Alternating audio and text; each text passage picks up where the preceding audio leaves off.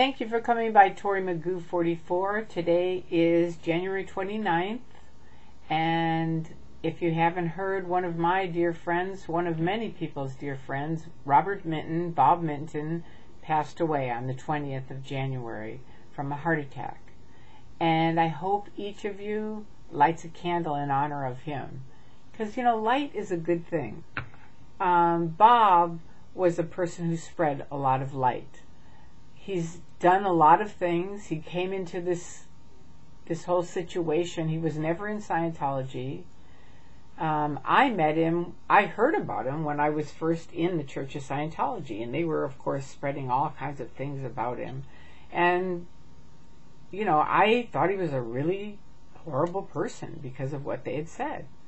But then, as I woke up, I asked Andreas, I said, I have to talk to someone. And he connected me with Stacy. And I ended up talking to her on the phone. Turned out we knew each other from years past. And she put on Jesse, who again was another big SP in the church, and Jesse Prince, and we talked, and he was fabulous. You know, it was like these people that I thought were so horrible were the most wonderful people. And Bob was incredible. I mean, fabulous. He has a heart of gold. He helped me get out of Los Angeles, bought me a first-class ticket so I could, you know, because the vice president of the Church of Scientology was following me around LAX.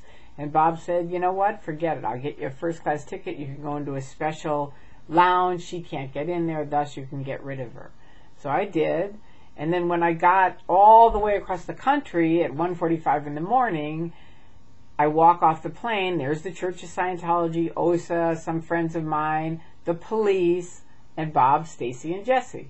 And the police are like, she has to decide, right? So I talked to them for a few minutes, and I realized I don't want to do this. And I said, I picked them, meaning Bob, Stacy, and Jesse. And they do the big, stand back! And as we're walking out, I'll never forget it, Bob says, ladies and gentlemen, because they start screaming and they're making all kinds of noise, and he's like, ladies and gentlemen, the reason why there's this noise and upset here is because of the Church of Scientology, right? And I put my hands over his mouth, and I'm like, don't say that, because when I first left, I was just leaving because of David Miscavige. Later, obviously, that changed. But Bob was tremendously giving for me, tremendously helpful for me. We stayed up all night, Stacy and Bob and I, talking, and me telling them about the old days in the Church of Scientology, because he was like, why would anybody join this? And I said, they wouldn't, you know, I don't think now. But I started telling him about the old days, and he was like, okay, now I can see it, you know, because we had a lot of fun in the old days, we really did. And so then we got back to their house, and he handed me a laptop, and he said, start telling your story. And keep telling it. And I'll never forget that.